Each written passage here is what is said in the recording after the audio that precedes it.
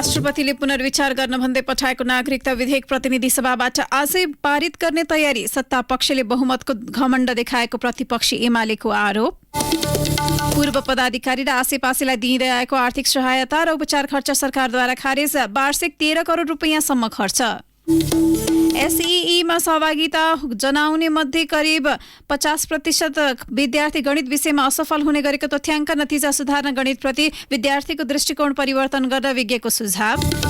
कोसोभो र सर्बिया बीच तनाव बढेको भन्दै शान्ति सेनाको संख्यामा वृद्धि गर्ने नेटोको तयारी। वार्ताको मध्यस्थता गर्न युरोपेली युनियनलाई नेटो प्रमुखको आग्रह। र अमेरिकामा जारी सिन्सिनाटी ओपन टेनिसको पछिल्लो खेलमा राडुकानु र क्यामरोन नोरी विजयी। नमस्कार, कान्तिपुर डायरीका साथमा साथी केशु र म दिवा। अब समाचार विस्तारमा। राष्ट्रपति विद्यादेवी भण्डारीले पुनर्विचार गर्न भन्दै प्रतिनिधि सभामा फिर्ता पठाएको नागरिकता विधेयक आज पारित गरिने भएको छ। गृहमन्त्री बालकृष्ण खाँडले प्रतिनिधि सभाको आजको बैठकमा राष्ट्रपतिबाट सन्देशसहित फिर्ता भएको विधेयकलाई पारित गरियोस् भनेर प्रस्ताव राख्ने कार्यसूची छ। बिहान 11 बजे बस्ने बैठकमा खाँडले सम्माननीय राष्ट्रपतिबाट सन्देशसहित फिर्ता भएको नेपाल नागरिकता पहिलो संशोधन विधेयक 2079 माथि पुनर्विचार गरियोस् भनी प्रस्ताव राख्नुहुनेछ। प्रस्तावमा सांसदहरूले धारणा राखेपछि गृहमन्त्रीले नै सो विधेयक पारित गरियोस् भन्ने अर्को प्रस्ताव राख्नुहुनेछ। सभामुख अग्निप्रसाद सापकोटाले गत साउन 15 गते प्रमाणित गरी प्रमाणीकरणका लागि राष्ट्रपति समक्ष पठाएको विधेयक राष्ट्रपति भण्डारीले आइतबार संसदमै फिर्ता गरिदिनु भएको थियो। प्रमुख प्रतिपक्ष एमाले विधेयकको विरोध गरिरहँदा राष्ट्रपति भण्डारीले प्रमाणीकरण नगरी फर्काइदिएपछि सत्तारूढ गठबन्धनका नेताले राष्ट्रपतिले आफू पहिले आबद्ध रहेको एमालेको पक्षमा काम गरेको भन्दै विरोध गरेका छन्। गठबन्धनले संघीय संसदका दुवै सदनबाट जस्ताको त्यस्तै विधेयक पारित गरेर राष्ट्रपति कहाँ प्रमाणीकरणका लागि पठाउने निर्णय गरेको छ। सदनमा सत्ता गठबन्धनको बहुमत भएकाले आजको बैठकबाटै नागरिकता विधेयक पारित हुनेछ। शीतल निवासले फिर्ता गरेको विधेयक जस्ताको त्यस्तै पारित गरेर प्रमाणीकरणका लागि पुनः पठाउने गठबन्धनको निर्णयको प्रमुख प्रतिपक्षी दल एमाले अध्यक्ष केपी शर्मा ओलीले बहुमतको घमण्ड भन्दै आलोचना गर्नुभएको छ। दुवै सदनले पारित गरेर पठाएको नागरिकता सम्बन्धी विधेयकका यिनै प्रावधान राखेर ओली नेतृत्वको सरकारले ल्याएको अध्यादेश भने राष्ट्रपति भण्डारीले एकै दिनमा 2078 जेठ 9 मा जारी गर्नुभएको थियो। अहिले तिनै प्रावधान राखिएको विधेयकलाई भने उहाँले पुनर्विचार गर्न आवश्यक परेको भन्दै संसदमा फिर्ता गर्नुभएको हो। राष्ट्रपति कार्यालयले अध्यादेश र विधेयकबाट कानून निर्माण हुने प्रक्रिया भिन्न रहेको तथा संविधानले राष्ट्रपतिलाई अध्यादेश फिर्ता गर्न सक्ने अधिकार नदिएकाले सो अध्यादेश जारी गर्नु परेको स्पष्टीकरण दिएको छ। राष्ट्रपतिका प्रेस सल्लाहकार टीका ढकालले भने सार्वजनिक सञ्चार माध्यमसँग राष्ट्रपतिले अध्यादेश रोक्न सक्ने व्यवस्था संविधानमा नरहेको भन्दै ओली सरकारले ल्याएको अध्यादेश जारी गर्नु राष्ट्रपतिको दायित्व भएको बताउनु भएको छ।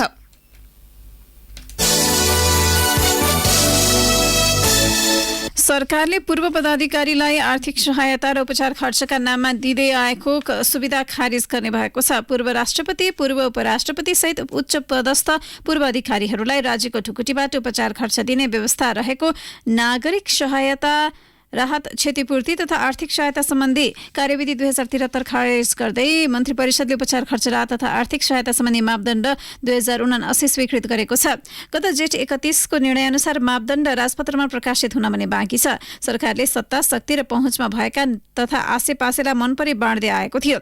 गृह मन्त्रालयका अनुसार राहत तथा उपचार खर्च बापत आर्थिक वर्ष 72-73 मा 16 करोड 40 लाख 35 हजार, 73-74 मा 29 करोड 6 लाख 8 हजार, 74-75 मा 31 करोड 80 लाख 27 हजार रुपियाँ बाँडिएको थियो। त्यस्तै 75-76 मा 13 करोड 4 लाख 95 हजार, 76-77 मा 9 करोड 11 लाख 67 हजार रुपियाँ र 77-78 मा 7 करोड 93 लाख 67 हजार रुपियाँ सहायता बापत वितरण गरिएको थियो। सो रकममा मन्त्री परिषदको निर्णयबाट गृह मन्त्रालयले वितरण गरेको 2078-79 मा बाँडिएको रकम भने सार्वजनिक गरिएको छैन। नयाँ मापदण्ड लागू भएपछि पहुँचका आधारमा रकम वितरणमा लगाम लाग्न सक्छ। मन्त्री परिषदबाट पटक्कै निर्णय गराएर आसेपासेलाई रकम बाँड्न सक्ने विषयमा भने नयाँ मापदण्ड मौन छ।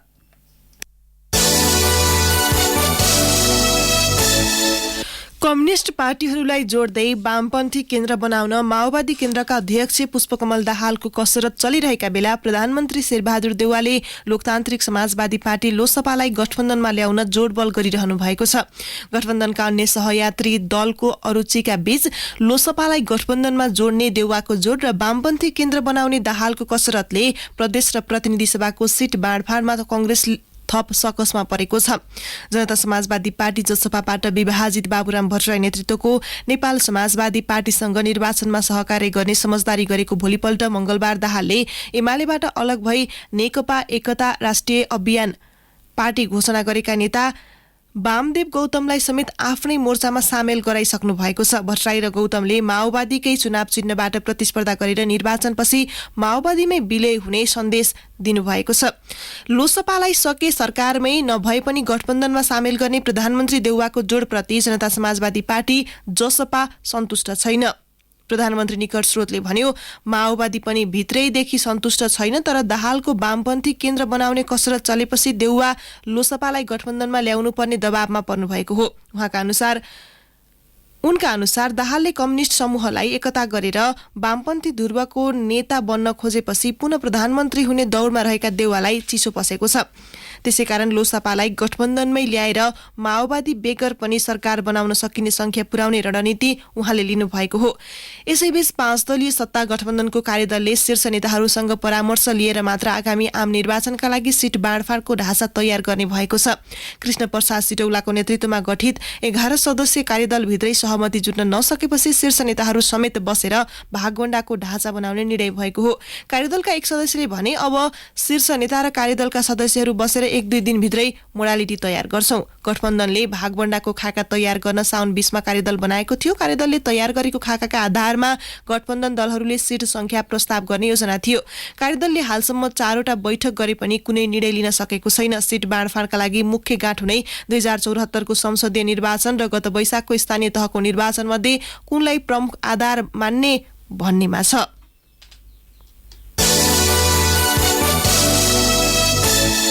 काठमाडौँ महानगरपालिकाका मेयर बालेन्द्र शाहले माओवादी अध्यक्ष पुष्पकमल दाहाललाई व्यङ्ग्य गर्दै मंगलबार ट्विटरमा बालाजु रानीपौवा खण्डमा पर्ने हिलाम्य सडकको भिडियो राख्नुभयो। भिडियोसँगै दाहाललाई सोध्नुभयो, श्रीमान प्रचण्डज्यू, उपत्यकाको प्रयोग फोहोर लैजान प्रयोग गरिने ककनीको बाटो 8 वर्षदेखि यस्तो हालत बनाउने मान्छेकै घरमा अंगरक्षक जसरी बसेर कुन नैतिकताले भन्नु म देश बनाउँदैछु भनेर। बालेन्द्रको प्रश्नले विकास परियोजना अलपत्र पार्ने ठेकेदारलाई मलजल गर्ने राजनीतिक नेतृत्वलाई फेरि एकपटक सार्वजनिक कठघरामा उभ्याएको छ। पूर्व प्रधानमन्त्री समेत रहेका माओवादी अध्यक्ष दाहाल उनै ठेकेदार शारदा प्रसाद अधिकारीको आलिशान घरमा बस्दै आउनु भएको छ, जसले राजधानी वरिपरि मात्रै ठेक्का लिएका 10 आयोजना अलपत्र परेका छन्, तर उनीमाथि कारबाही भएको छैन। बरु 7औं पटकसम्म म्याद र बजेट समेत थपेर पुरस्कृत गरिएको छ। तैपनि काम नभएपछि 8औं पटक पनि म्याद थप्ने तयारी छ। बालाजु रानीपौवा सडक मात्र होइन, कमल विनायक नगरकोट, ढोलाहिटी, सुनाकोठी, चापागाउँ, त्रिपुरेश्वर कलङ्की, नागढुङ्गा, सुन्दर बस्ती, आदर्शनगर, चुनीखेल, जगडोल सडकलाई अधिकारीले दुरावस्थामा लगेका छन्। उनै अधिकारीले नै ठेक्का लिएको 7 तले भण्डारी गार्मेन्ट, बालुवाखानी, आकाशेधारा कृष्ण मन्दिर, सामाखुसी रानीबारी, सिद्धार्थ मार्ग, बुद्धनगर, रत्नराज्य स्कुल, पाण्डेश्वर मन्दिर सडकको पनि बिजोग छ। अधिकारीको सैलुङ कन्स्ट्रक्सनले नै पश्चिम रुकुमको सानीभेरी पुल अलपत्र पारेको छ। बालाजु रानीपौवा सडक स्तरोन्नतिका लागि 8 वर्ष अघि AIPL सैलुङ जेवीले ठेक्का लिएको थियो। 71 जेठ 22 मा गरिएको सम्झौता अनुसार 73 असार 3 सम्म आयोजना सकिनुपर्ने थियो। भारतको ठेकेदार कम्पनी आरामाली इन्फ्रा पावर लिमिटेड, AIPL र सैलुङ कन्स्ट्रक्सनको संयुक्त ठेक्का भए पनि कामको जिम्मा सैलुङले लिएको थियो। जम्मा 17.10 किलोमिटर सडक स्तरोन्नति गर्न सरकारले भारतीय एक्जिम ब्याङ्कबाट ऋण लिएर ठेक्का दिएको थियो, तर 8 वर्षमा 54% मात्रै काम भएको छ। कुल ठेक्का रकम 34 करोड 94 लाख रहेकोमा 18 करोड 95 लाख 47 हजार रुपियाँ भुक्तानी भइसकेको छ, तर सडक हिलाम्य छ, जताततै खाल्टाखुल्टी छन्। ठेकेदारलाई कारबाही गर्नुको सट्टा 7 पटक म्याद थपिएको छ। बालाजुबाट रानीपौवा जाने सडकमा 3 पिप्लेसम्म गएपछि ओखरपौवा जाने बाटो छुटिन्छ। राजधानीको फोहोर बोकेका टिपर यही सडक हुँदै बन्चरे डाँडा पुग्छन्, तर तिनलाई गन्तव्यसम्म पुग्न हम्मे पर्छ। फोहोर लिएर ओखरपौवा जाने गाडीले यो खण्डको 8 किलोमिटर सडक प्रयोग गर्छन्। खाल्टाखुल्टीमा गाडी उफ्रिँदा धेरै फोहोर बाटोमै खस्ने समस्या छ। 7 पटक म्याद थप्दा पनि आयोजनामा प्रगति नभएपछि सडक सुधार तथा विकास आयोजना निर्देशनालयले गत 5 गते ठेक्का सम्झौता तोडेर ठेकेदारलाई कारबाही गर्न सार्वजनिक खरिद अनुगमन कार्यालयमा सिफारिस गरेको थियो। सिफारिस विरुद्ध अन्तरिम आदेश माग गर्दै ठेकेदार जिल्ला अदालत ललितपुर पुगेका थिए, तर न्यायाधीश सीता शर्मा अधिकारीले इजलास मार्फत मंगलबार मात्रै अन्तरिम आदेश दिनु नपर्ने ठहर गरेको छ। अदालतको आदेशसँगै ठेक्का तोडिएको निर्देशनालयका निर्देशक रोहत विसुरालले बताउनुभयो। सैलुङले सबैभन्दा धेरै ठेक्का काठमाडौँ उपत्यकामा लिएको छ। ती सबैजसो अलपत्र छन्। सैलुङले जिम्मा लिएको कमल विनायक नगरकोट खण्डको स्तरोन्नति सुरु भएको 8 वर्ष भइसकेको छ। 2071 जेठ 22 मा पहिलो सम्झौता भएकोमा 7 पटक म्याद थपिसकेको छ।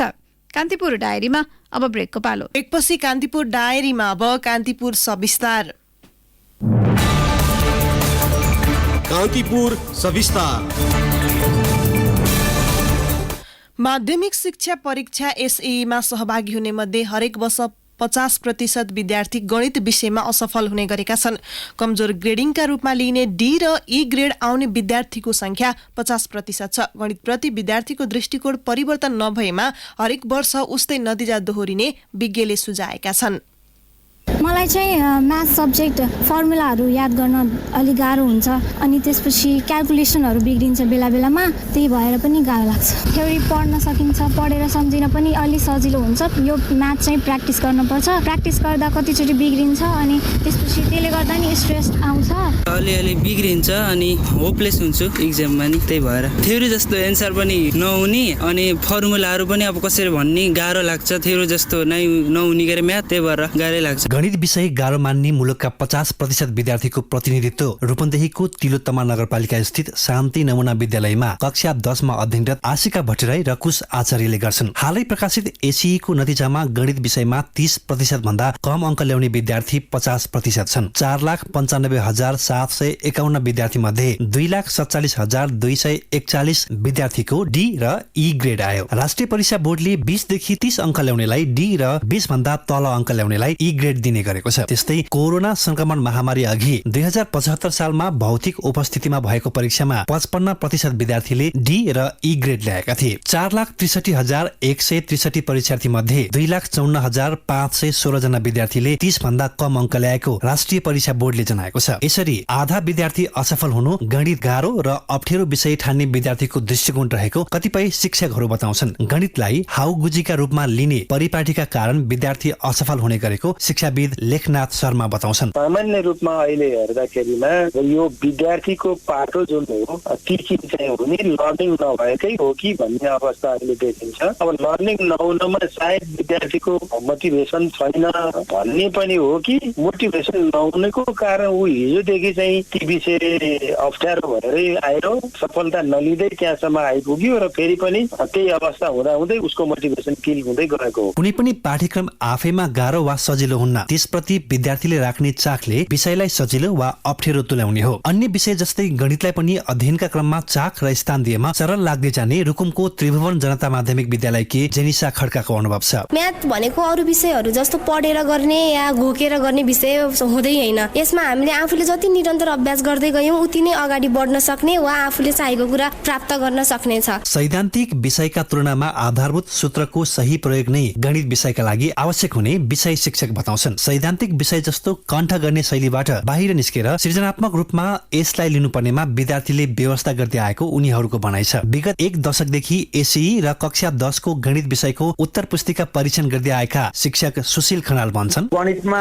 एउटा ठूलो समूह यस्तो छ जसले प्रश्न सार्छ, केही कसैले प्रश्न पनि सार्दैन र कसैले चिटिङ गर्न पायो भने लेख्ने, नभए चाहिँ रेस्पोन्सै नगर्ने खालको सबभन्दा ठूलो समस्या छ। त्यसका लागि त हामीले जस्तै थोरै मात्रै लेखेर पनि केही प्रोसेस गरेको भए नम्बर दिन मन लाग्थ्यो, तर विद्यार्थीले प्रश्न मात्रै सार्यो, उत्तर सुरु नै गरेका छैन, कसैले प्रश्न पनि सारेका छैन भने त्यस्तो खालको बेलामा अङ्कन गर्न समस्या हुन्छ। सरकारले विद्यालय तहका शिक्षकको विषय विज्ञताका आधारमा परीक्षा लिएर मात्र शिक्षक अनुमति पत्र दिँदै आएको छ। यसर्थ शिक्षकमा नै विषयप्रति गम्भीरता नभएका कारण हरेक वर्ष आधा विद्यार्थी गणितमा असफल हुँदै आएको भन्ने तर्क बेतुक हुने शिक्षाविद शर्मा बताउँछन्। हामी यसको चाहिँ अलिकति अध्ययन गर्ने पक्षमा छौँ। अब अध्ययन नगरिकन यसको कारणले विद्यार्थी खतम अथवा टिचर खतम अथवा सिस्टम खतम अथवा हाम्रो पाठ्यक्रम खतम भनेर चाहिँ भनिहाल्नु पर्ने अवस्था चाहिँ देख्दिनँ मैले। र एउटा अर्को के पनि देख्दिनँ भने नेपालको यो एसीको नतिजा हेऱ्यो भने पनि कुनै पनि रेगुलर प्याटर्न हामीले देख्दैनौँ क्या। यस्तै नै छ यो, कुनै वर्ष धेरै राम्रो हुन्छ, कुनै वर्ष एकदम तल जान्छ। हरेक वर्ष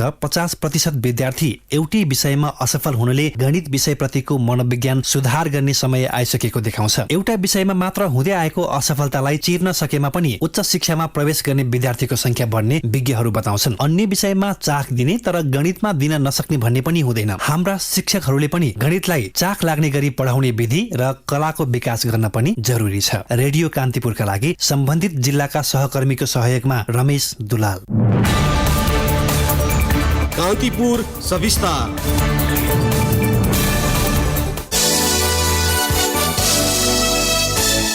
पाँच दलीय गठबन्धनको नेतृत्व गर्दै नेपाली कांग्रेसले गत वैशाख 30 गते स्थानीय तह निर्वाचनमा 329 स्थानमा प्रमुख र 301 स्थानमा उपप्रमुखमा जित हात पार्यो। गठबन्धनको साथमा चुनाव जिते पनि अहिले कांग्रेस जनप्रतिनिधिलाई गठबन्धनभित्रका घटकको मन जित्न भने हम्मे परेको छ। 365 दिनमा 364 दिन आफूसँग बस्ने, पार्टीभित्र बस्ने, एक दिन 1 मिनटको लागि अरू पार्टीमा गइदिने भन्दा ठुलो गल्ती हो। म आफ्नो हिसाबले हिँडिरहेको छु, गरिरहेको छु। काम गर्न हामीले बडा अप्ठ्यारो छ। काम गर्ने पनि जहिले पनि उनीहरू बीचमा अडान लिइहाल्छन्, त्यसमा हामीले काम गर्न गाह्रो परिरहेछ। बजेटिङमा कुरा भयो, अब तपाईँको यो भाग बन्डा लगाउँदाखेरि तपाईँको नमानिदिने, त्यसमा हामीलाई अलिकता परेशानी भइरहेछ। गठबन्धन नराखिकन हामी चुनाव लडे, हामी बहुमतमा छौँ, तपनि हामीलाई कहिले जासपा र माओवादीले हामीलाई परेशान गर्न खोज्छन्। धनुषाको सहित नगरपालिका उपप्रमुख सुनिता कुमारी सिंह र जानकी गाउँपालिका बाँकेका अध्यक्ष 56 खाको अनुभवले पनि गठबन्धनको बोझ बोक्न गाह्रो परेको दृष्टान्त कहन्छ। स्थानीय तह निर्वाचनमा गठबन्धन नगरी चुनाव जितेका खालाई अहिले गाउँपालिकामा काम गर्न हम्मे परेको छ। स्थानीय तह निर्वाचनमा गठबन्धन नभई पनि केन्द्रमा गठबन्धन भएकाले विकास निर्माणको काममा भाँजो हाल्ने काम गठबन्धनका दलबाटै हुने गरेको उनको गुनासो छ। उनी जस्तै रौतामाई गाउँपालिका उपाध्यक्ष भूपेन्द्र बहादुर थापाको गुनासो छ। पार्टी बीचमा एक्लै जानु पर्थ्यो, हाम्रो एजेन्डा उनीहरूको एजेन्डा मिल्दैन भन्ने कुरा त आएकै छन्। केही छिटफाट घटना त घट्यो। अब छलफल बहस अलिअलि घम्सा घम्सी सानातिना कुरा त आउन सक्छ, त्यो वाद विवादको कुरा आउन सक्छ। त्यसलाई खासै त्यस्तो अप्ठ्यारो चाहिँ हामीले काम गर्ने छैन। गठबन्धनको नेतृत्व गर्दै 2078 असार 28 गते शेर बहादुर देउबा 5औं पटक देशको प्रधानमन्त्री बने। त्यही गठबन्धनको निरन्तरता स्वरूप माओवादी केन्द्र, एकीकृत समाजवादी पार्टी, जनता समाजवादी पार्टी जसपा र राष्ट्रिय जनमोर्चासँग चुनावी तालमेल भयो। केही स्थानमा स्वच्छ प्रतिस्पर्धा भए पनि अधिकांश स्थानमा गठबन्धन नै चुनावी मैदानमा उत्रियो। गठबन्धनका कारण स्थानीय तहमा काम गर्न असहयोग नभए पनि सोचे अनुरूप सहजता भने नभएको भन्छन् तिलोकतोमा नगरपालिकाका प्रमुख रामकृष्ण खान। गठबन्धनबाट त्यति ठुलो चाहिने माग राख्ने, माग दाबी गर्ने त्यस्तो छैन। किन भन्दा अहिले साझा रूपमा स्थानीय तह सरकार चाहिने, आखिर जति सेवा सुविधा पाउनु मेयरले पाउनु भएको छ त्यति सेवा सुविधा उपमेयरले पनि पाउनु भएको छ, वडा अध्यक्षले हाम्रो सेवा सुविधा पाउनु भएको छ। त्यसले प्रतिपक्षको भूमिका खासै रहँदैन। अब अलिकति बजेटमा चाहिने हामीसँग साधन स्रोत थोरै छ, त्यही साधन स्रोतलाई परिचालन गर्नुपर्ने अहिले मानिसका अनन्त आवश्यकताहरू छन्। मिलाएरै अगाडि बढ्नुपर्छ, मिलाउने कुरामै सबै लाग्छन्। कालीकोटको शुभकालिका गाउँपालिकामा गठबन्धनका तर्फबाट माओवादी केन्द्रका गोविन्द प्रसाद आचार्य अध्यक्ष र कांग्रेसका तर्फबाट धर्मकला साई उपाध्यक्षमा निर्वाचित भए। गठबन्धन गर्दा करिब 29 वर्षदेखिको एमाले गढ भत्काउन सफल भए पनि फरक पार्टीका प्रमुखसँग काम गर्न सहज नभएको साईको भनाइ छ। तर पार्टी र व्यक्तिगत स्वार्थ भन्दा माथि उठेर काम गरे जनताको मत जित्नेमा उनी विश्वस्त छिन्। जनप्रतिनिधिहरूले मिलेर काम गरेपछि जनताका इच्छा आकांक्षा पूरा गर्नका लागि सबले एकमत भएर जनप्रतिनिधि एकमत भएर काम सहज हुन्छ। त्यहाँ व्यक्तिगत स्वार्थ लिन खोजे कोही जनप्रतिनिधिले व्यक्तिगत फाइदाका लागि केही कुराहरू सोचे भने त्यहाँ चाहिँ अलिकति अप्ठ्यारो। आगामी मङ्सिर 4 गते हुने प्रतिनिधि र प्रदेशसभा सदस्यको निर्वाचनमा पनि कांग्रेसले गठबन्धनबाटै चुनावमा जाने औपचारिक निर्णय गरेको छ। कांग्रेसबाट निर्वाचित जनप्रतिनिधिको 3 महिने अनुभव शून्य हो भने आगामी संघीय निर्वाचनमा मत मात्रै जितेर पुग्ने देखिँदैन। रेडियो कान्तिपुरका लागि प्रतीक्षात्री सारा विश्वकर्माको सहयोगमा सन्तोष गन्धर्व। बागमती प्रदेशमा निजामती कर्मचारी अवकाशको उमेर हद 60 वर्ष कायम भएको छ। सरकारले जारी गरेको प्रदेश निजामती सेवाको गठन, सञ्चालन र सेवाका शर्तहरू सम्बन्धमा व्यवस्था गर्न बनेको अध्यादेश प्रदेश प्रमुख यादव चन्द्र शर्माले प्रमाणीकरण गरेसँगै सो उमेर हद तोकिएको हो। प्रदेश प्रमुखले स्थानीय तहका सेवाको गठन तथा सञ्चालन सम्बन्धमा व्यवस्था गर्न बनेको अध्यादेश पनि प्रमाणीकरण गरेका छन्। प्रदेश मन्त्री परिषदको साउन 24 गते बसेको बैठकले प्रदेश र स्थानीय तहको सेवा गठन र सञ्चालन सम्बन्धी अध्यादेश ल्याउने निर्णय गर्दै साउन 26 मा प्रमाणीकरणका लागि प्रदेश प्रमुख समक्ष पठाएको थियो।